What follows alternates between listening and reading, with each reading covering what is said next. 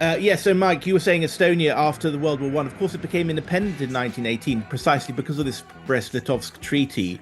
How do the Estonians feel about that, and how much do they know about it? Yeah, Estonia, they got the independence, and we had President Konstantin Päts. First, Päts and Laidoner, they were like pro-Estonian, and they were really caring about their people. But of course, politicians being too much in a long time in power, they started to have corruption. Especially what they did was the royal family from Russia, their gold was washed through the Estonia, and especially Konstantin Päts, our president, was behind it. So he got super rich, people, they just didn't get nothing. But it went worse. So to keep power, he started to eliminate all those other parties, who were like pro-independence, anti-corruption. So at the end, in the 1930s, it was basically saying what's happening right now. There is no freedom of speech. There was no one who could say anything against the government. They went to prison. So it's history repeats itself. And I think, and it took so many years Estonians to lose their independence. And why they lost their independence was because of those corrupt politicians who didn't want to fight against Bolsheviks. So So, you can see. pets, I mean, I think what happens is that these small countries, no one knows anything about them, and it's very easy to create a narrative about them, and no one can speak up against it. So I guess there's a strong anti-Russian lobby, and just because the Russians do bad things or did bad things doesn't mean that the Balts do good things. And pets, Not Russians, not yeah, people, but the yeah, government. yeah, So yeah. there is the big difference. Russian people Abs are not, Absolutely. friendly people. Absolutely. Well, we've had before, and I'm very pro. I'm very anti. I think we're all extremely anti the predominant London, Washington, Brussels narrative, which has caused a lot of trouble. But Pets was oppressed free speech in the 1930s, and I guess when the Molotov-Ribbentrop Pact, people assumed that these three Baltic states were kind of paragons of democracy when they were gobbled up, but they were not. But so do you want your main topic, I guess, and that's what we've talked about before, is you provide a necessary and a salutary counter narrative to the sort of lovely, peaceful, wonderful, democratic Freedom House number one, angels of geopolitics. Uh, well, we've got a new audience on this show, so you can tell us what you sent me some documentation showing that it's not at all the ideal democracy it's cracked out to be. Now, Kaja Kallas, of course, is the EU's foreign minister, a very attractive, physically attractive woman who's prime minister. And she's always saying, well, I came from Estonia, which has democracy, and we're number one in the Freedom House Europe democracy ranking and freedom ranking. So my authority comes from that. But it's not that story. The real story is something different, isn't it? It's very different, and same like 1930s. Right now in Estonia, you can't speak up. You can lose your job. You can be excluded as actually from banking, so you can't use bank accounts. So basically, you are unemployed. So you have no other choice just to leave the country. And for me, I paid the price because Estonian, how you call it, it's capo. It's like secret service. They notified Polish government not to deal with me, that I'm Russian agent, of course, you know. Uh, and when I asked them, show me some proof, they said, oh, we can't relieve our sources. So this is the joke. Everybody who says something against the Estonian government is labeled right now criminal asset, or agent, or even they said that I'm CIA agent in one point. Just make your mind which one you want me to be. But I, because I'm also Estonia citizen and US citizen, but US citizenship doesn't work in Estonia for me because I have two passports. So this created a problem that I can't go back to my home country anymore.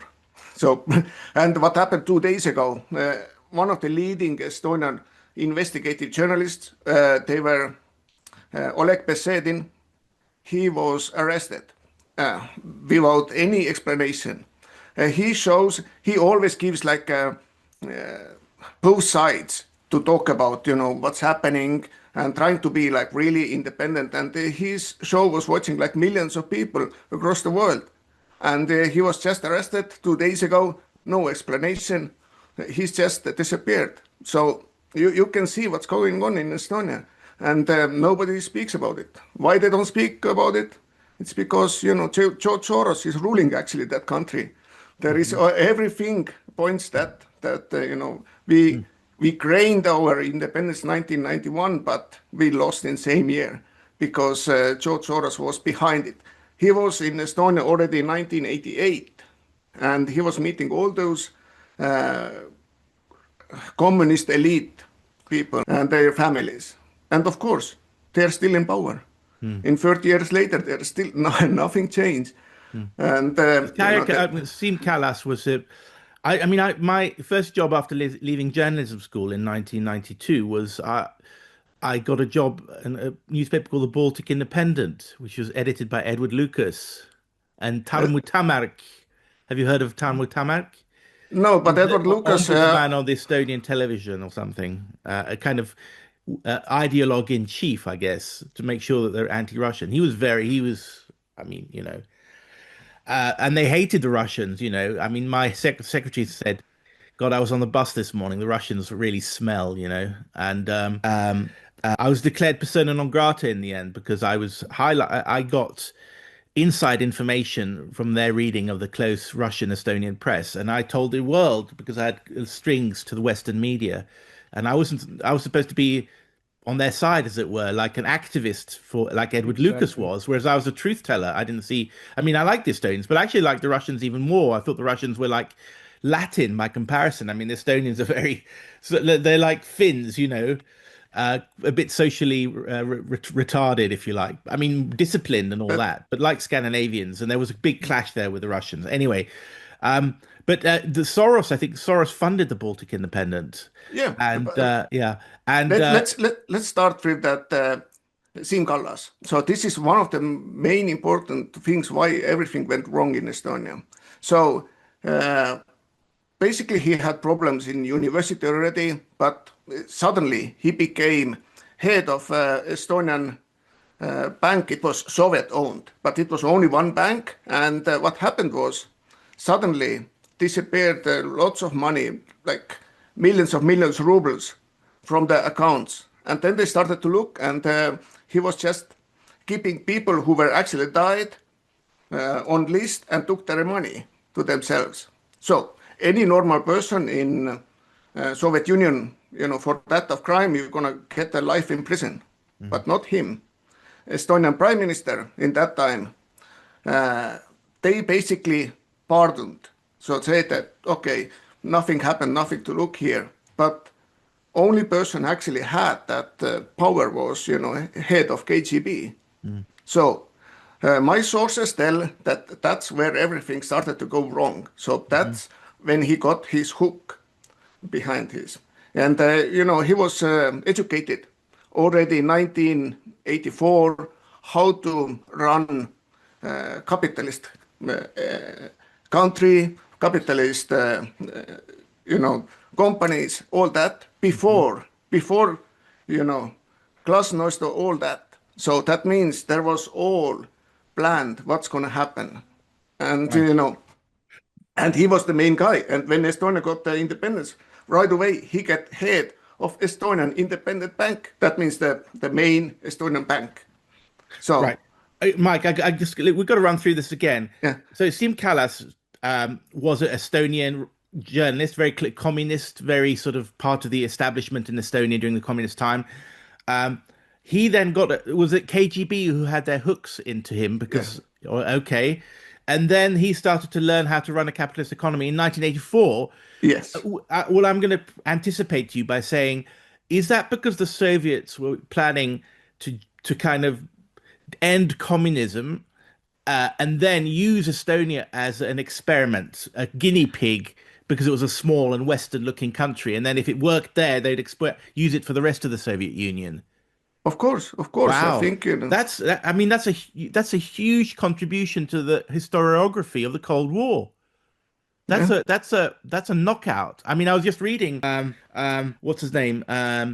That guy at the London School of Economics, Zubok. He wrote a big book about the Cold War, end of the Cold War. He doesn't mention that at all. So great stuff, sir. Well, carry on with your story then. Yeah, that, you know, what are my sources? You know, people are still, you know, who know what happened. They're still online, and they are, you know, sending me letters. You know, that's what happens. That's what I saw in my eyes. You know, I was working with Siim Kallas, or I went to school with Siim Kallas, and that's what I saw. That's what happened. So, you know, you can't see that online or, you know, Wikipedia, because, you know, they don't talk about it. But people Right. who are still alive, there is many of that kind of uh, strange things what happened in Estonia, but what I won't talk right now. But it happened that people who didn't have any job before suddenly became, you know, ambassadors. You know, this Oh is yeah. it doesn't happen like this. And they said, and at the end, you see that they were actually editors in, you know, communist newspapers. So so there is a lots of that kind of stuff. And what happened in Estonia also is when Russian occupation ended, they gave back all the KGB files with the names. They didn't open them ever. So what happens is that the new Estonian Secret Service was made from those KGB people. And this is fact. This is, you know, you Right. can ask around, and this is, you know, they say, Wow. oh, they had knowledge. Right. But no, the system went on. Nothing changed. Right. Wow. And I've often thought that this war on Russia, as it were, the political war in collaboration with MI6, is because the Estonians were expert KGB operatives and turning on their old masters, but using those methods and very well trained, you know?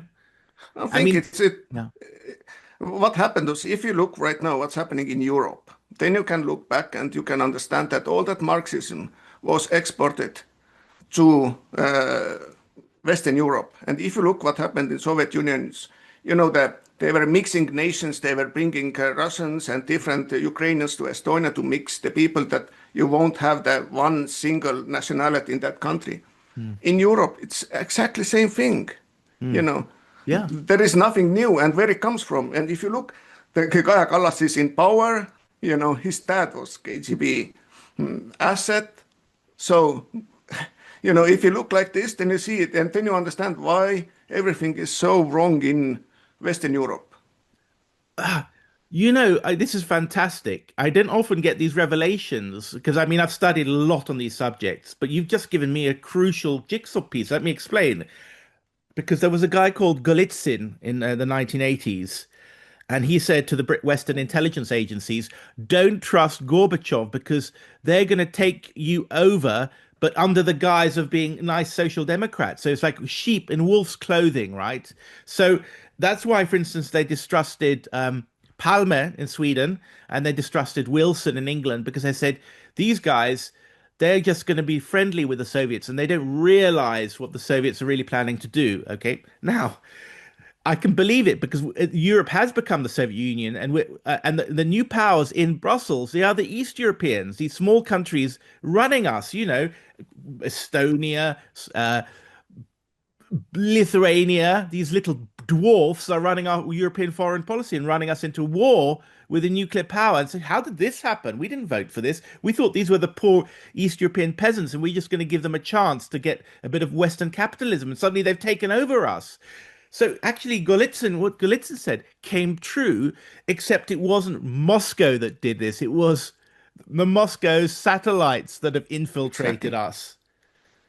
So exactly. actually, we can turn the Golitsyn argument, which I think lives on in some elements. Let's say Edward Lucas says, "Oh, the Russians are kind of infiltrating us, you know, with their little sleeper spies in Washington and so on." And I even before I heard what you just said, I thought, yeah, but I mean, you know. we're warned about the Russian KGB, but what about the Ukrainian KGB? They're already in bed with MI6 and got blackmail and sending girls and boys over to seduce British politicians. And they're the same kind as their Russian counterparts. So while we're warned about Moscow, Moscow, Moscow, Kiev has already taken over us, and Estonian intelligence has already taken over us. And so we've become Sovietized, but we've looked at the wrong adversary, Moscow, when it's in fact the Balts and the Ukrainians that have kind of colonized us intellectually. Is that what So, you're like, saying? Yeah. yeah, but there is more. Kaja Kallas, she is, fierce fighter against Russia. But like 2 years ago, it came light that her husband, Arvo Hallik, he was having like $1 million business in Russia with Russians and the Russian military. And how? So basically, there was the sanctions, so you couldn't do business with Russia. But the one guy got like a free pass, special license to do anything, any business with Russia. And it was Arvo Allik. And Kaja Kallas, she invested 390,000 euros there. And, the business went through the roof.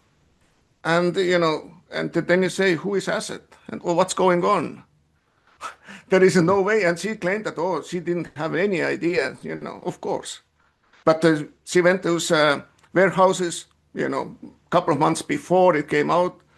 And she knew exactly what was going on. And that they were providing like special kind of like metals and special kind of like chemical components for Russian military.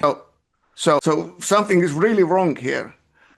So she's still married. I mean, what's your take on this, Martin? Sorry, I mean Martin was working on the Soviet desk of the Washington Times in the 1980s, and he was Reagan's favorite journalist. So I mean, when we're talking about my experience as a young journalist, you were a mature journalist in those days, and you knew all of. I mean, you followed the Estonian independence movement, Martin. What do you say about this? That the Kaja Kallas's husband was selling military equipment to the Russians. Oh, first of all, of course he was. But this is just general nomenklatura corruption. And you see it with people like Sir William Broder in England, who is now, of course, as we know, one of the darkest Cold Warriors. And I was a good friend to Edward Lucas, as I thought he was to me in the 1980s, because we were both fierce anti-communists together. But I would agree with the assessment of both of you completely, but I would change the label. I would say the European Union has not been taken over by the communists of the Soviet Union. It's been taken over by the National Socialists. Instead, you are absolutely right, Pelle. Eastern Europe is the tail that wags the dog, and I have been writing this in analyses, and I'm not allowed to write it in America. I'm just not. Except now, Realist Review manages to get a few articles out, but you cannot get this out in The Nation. You cannot get this out in National Review. You cannot get this out on the left or the right.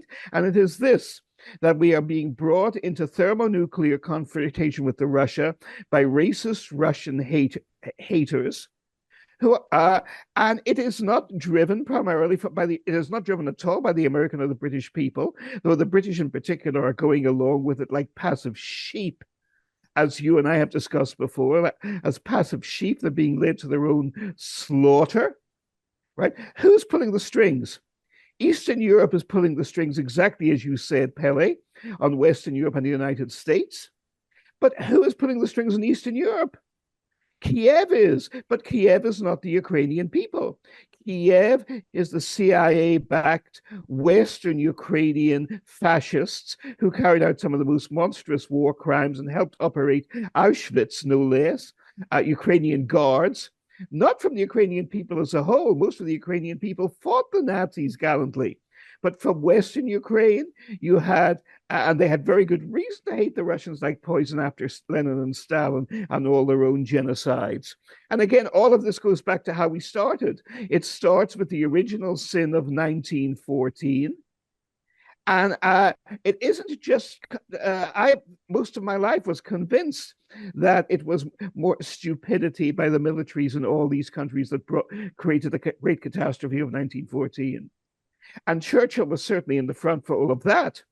But no, there was definitely more, because you have too many assassinations within 2 or 3 months of each other. The attempt to eliminate Rasputin, which eliminates him from telling the Tsar to prevent war, which he was determined to do in 1914. The murder of Jaurès, the assassination of Jaurès in Paris, which is of enormous importance, which does not exist in Anglo-American historiography. It is a George Orwellian black hole. It has been put in the memory hole. It does not exist. And the only historian to ever mention Jaurès' murder tells it as a sweet, tragic, furry story. The incredibly stupid Barbara Tuchman, who was wrong on everything she ever wrote on anything. But she wrote, as I heard in New York, there's a Yiddish phrase, she tells a good Maisa. She tells a good Yiddish fairy tale. And that's what it is. It's an absurd fairy tale. Any Irish Gaelic Shonachy would do far better, far, far better. And of course, you have the assassination of Franz Ferdinand, which is not just the spark that sets off the war. It is also the elimination of the great figure who opposes war in Austria-Hungary and is greatly respected by the Kaiser in Berlin, and would have told him not to do the war either. And all of a sudden, in a monstrous upheaval, this figure who opposes war is murdered to clear the way for Conrad von Hudson, Bach, I always forget the last name, but Conrad, one of the most stupid and catastrophic generals of all time, a man who lost every battle he ever fought, the Austrian chief of staff. All of this. They're all eliminated at the same time. And in Germany, you have Rosa Luxemburg silenced, eventually murdered. You mentioned before about the fake atrocities in Belgium, which were used to propel Britain into war. These atrocities were exposed by Britain's greatest human rights hero, who had been knighted by King George V. And single-handedly, not single-handedly, but it was the leading figure in ending the genocide of 10 million innocent people in Congo, in Africa, Roger Casement. And the British establishment and deep state never forgave Casement for this. They faked his diaries to make him out to be a pedophile. Of course, they were the pedophiles. He didn't even touch a woman in his life. He was a sexual innocent, and an admirable, an admirable man. He should have been a priest. Then at least the church could have protected him. And he actually became a Catholic right before he was hanged for treason, which he did not commit. But he's eliminated in 1916. Bertrand Russell, there's an attempt to eliminate him because he opposes the war so outspokenly and courageously in 1914. And he's thrown into jail and beaten and forced to do hard labor in 1915-16. But he's a tough old bird. He outlasts them all. But all these figures are systematically murdered or jailed and persecuted, and they're all shut down in the darkest days, as Douglas Newton puts it, of summer 1940. And this is coordinated across Europe. It's wicked and it's insane. And Poincaré, as president of France, I think is the dark spider at the center of this evil web. Okay, so but just I want to go back to what you're saying about I was saying, well, maybe the Golitsyn's communists took over, and you're saying, well, it's the Nazis, it's the survivors, it's the Bandera, it's the National Socialists, the National Socialists, and of course, now a lot of our leaders now seem to have Nazi backgrounds. Merz, for instance, his grandfather, Kaja Kallas, his grandfather, Baerbock, and they're women, they're young women, and they don't say these incredible things about how sorry they are that their grandfather died for, and things like that. You think maybe the Russians are right. The Russians are saying there's a Nazi cabal uniting against us. So, I want to bring Mike in because Martin's saying it's a rightist force that is assembling against the Russians and bringing us to nuclear war. And I was saying, well, it's the descendants of the communist apparatchiks and nomenklatura and spy world. Who's right, or are we both right, or right. Just give us a lead. It's hard to tell, but I think the banking the World Bank, IMF, uh, Economic Forum, they are all behind it. If you look Estonia, then in Estonian government there is incredibly stupid people running. This is other countries you go and you see doctors um running the government or at least giving the advice. In Estonia, it's other way around. The stupidest person from the village he is sent to be like a minister, and of course their aide will be like a 21-year-old girl, nice Yeah, looking yeah, girl. What yeah, kind of advice can get that kind of yeah, girl can give? yeah, So right. this is happening like everywhere, and you look and you don't understand. Yeah, Of course, we understand that we know that in Estonia we have internet yeah, voting, yeah, so that there is in last 20 years we haven't had proper elections. yeah, That's how you know internet elections, paper ballots are totally different the outcome. And if you take the basically half of the votes are coming from internet, and you can't verify it, and you have to just believe it. But those are like totally different kind of results. And of course, Kaja Kallas and the team, they have like many parties in Estonia what is influenced. If you look Estonian politics, you think that, oh, you have 6 7 different parties, but at the end 5 of them are connected to Kaja Kallas or their family. So uh, this is common knowledge in Estonia, but other people, they don't know. They say, no, you have democracy, you have even conservative parties. No, mm. no, they're not nothing like we believe Mm. to be conservative parties. And of So course, well, what you're saying is a revelation because Estonia is sort of the virgin princess of the world at the moment, and the Edith Cavell of the 21st century, as I was saying in my Ah, Edith Cavell was this English nurse. She was 55 years old and ugly, and she was a spy and she was executed by the Germans. And all the propaganda that was sent out to the colonies, to Australia and Canada, she was pictured as a beautiful young girl, totally innocent. And millions of Canadians and Australians signed up to kill the German Han. So Estonia is like Edith Cavell, the lovely little perfect e-democracy, top in innovation, Skype, Spotify, beautiful little people, physically Nordic, and then the horrible barbarian, beastly, orcish Russians, and the Estonians are the elves, and the orcs are the Russians. But it's not true, is what you're saying. So you're like a real whistleblower because you speak Estonian, and so are you saying that they stole the elections basically by of course, last yeah 20 years, this is 20 what's years? happening.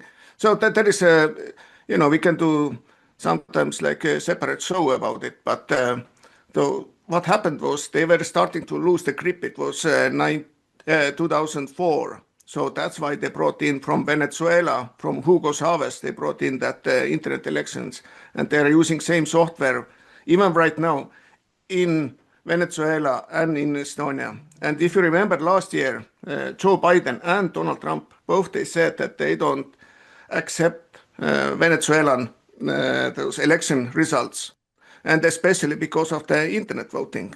So what? Why Estonia is different? So they should, Yeah. U.S. government should say same thing. I gave them many documents, and there was like OSA was checking it and said, this is not working. This is very wrong, and you can't have elections where people don't understand how the system works, Mm, or there is no way to check it. mm. So this is the big problem. But I mean, wasn't that some of Dominion or Smartmatic? Wasn't the Venezuelan angle? I remember during the election fraud discussions in 2020, the Trump side was talking a lot about Venezuela being the pipeline for the election fraud. Yeah, but So who owns Dominion and Smartmatic? It's the same Soros, person, George Soros. So there is nothing new here. So wow, and of okay. course, if you tell something against those elections, especially in Estonia, bad things will happen to you. So Mm. And Alex Soros, the son of George Soros, was in Romania, and Romania's election was stolen. of The course, German elections were stolen. The of course, Wagenknecht party was 2%, 2.00% short of getting a representation in parliament. I wouldn't be surprised if the Swedish elections are stolen next year. So, I mean, we're approaching this kind of dictatorship in Europe where the populists, so-called, because they're Democrat, they follow the democratic will, so they're called far right, you know. Um, they are being excluded, and we've got a political elite that is inexperienced morons of driving us into war. And they, in fact, they've Yes. stolen all the elections so they can do this and they can sit in power. Incredible. So I can tell you, I was this year in June, I was in Poland. I was invited to observe those presidential elections there. And of course, we made a report and we gave Donald Trump later that report also, and the Heritage Foundation and other think tanks and governments also to Viktor Orban. And what we found out was they tried to steal it again because before, when it was parliament elections in Poland, they stole it. It was a little bit different. They made special kind of app. Of course, they didn't make, but Germany made it. And this time, what I noticed was those German-owned TV stations, they only talked about, liberal candidate and telling how bad is, the Navrosky. If it's in US, we call him Navroki. So I don't know which way is right to say, but here everybody loves Navroki. But the thing was, everywhere, every polling station, there was conservative representatives. They were watching, they were making pictures, making sure that, those elections won't be stolen. And we were lucky, our candidate won. But if you look why they won, was the one thing, young generation. Young generation votes, but that nobody didn't think about it before. They thought that young people, they watch TikTok, Facebook, and, they are liberals. But no, actually, the young people's votes, they made it happen that the conservative president won. So, and the other thing is, if you look at Dansk or western side of Poland, there is lots of people watching, the German TV. They voted for a liberal. So this is interference. This is clear interference for elections. But, it's happening everywhere. And, like in Romania, that was very nasty. So what they wanted to, liberals wanted to keep Romania in their own control because there is the biggest military base, not on military base in Europe. And it's basically, it's coordinating all the military actions in Ukraine. So they couldn't lose it. So that's why they did everything possible to, rig those elections. Because if you talk anyone from Romania, nobody believes that those were fair elections. The same actually in Estonia. If you ask anybody from street, ask, do we have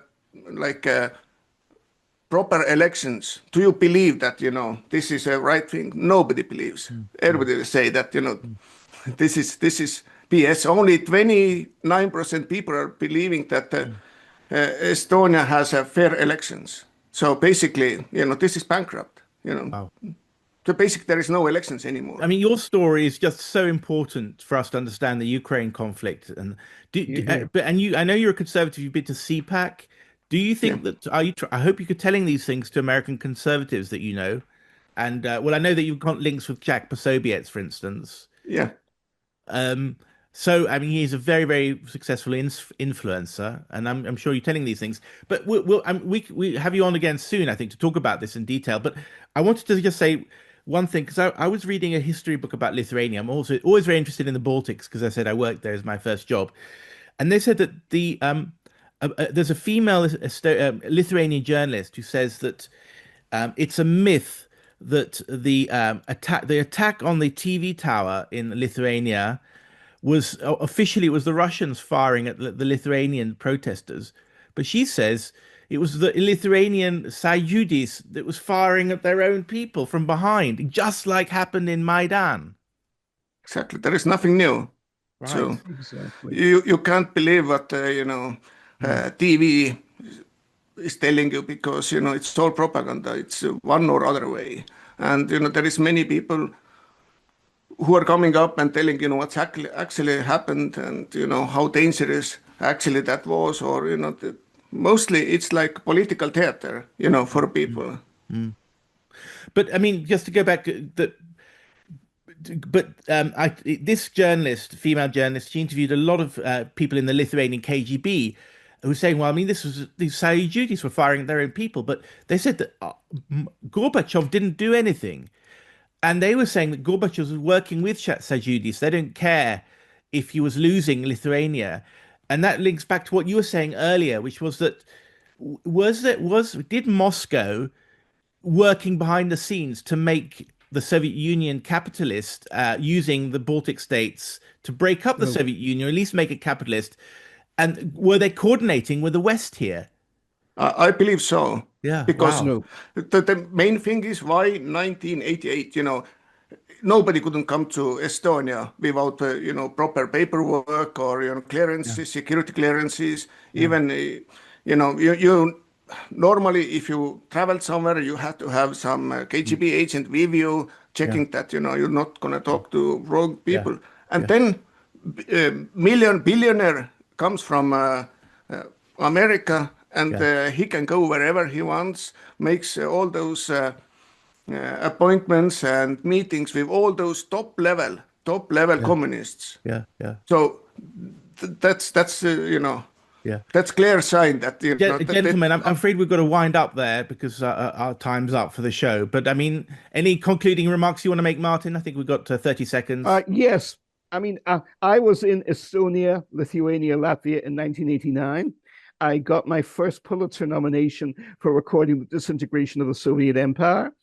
You've got, on this point, I do disagree. This was not coolly coordinated by Gorbachev and the communists in Moscow. Gorbachev was a bungling asshole. And even Yeltsin was able to outplay him, and Putin always despised him. He was the Jimmy Carter of Russia, of the Soviet Union. He did not want to disintegrate the Soviet Union, but he did not have a clue. He thought he could liberalize, and instead he lost control of the process. Okay, gentlemen, that was the real story. The real story is that was the real. This was not coordinated, brilliant communist planning by Gorbachev. You got it. If you knew Gorbachev, you knew Gorbachev was a fool. Simple.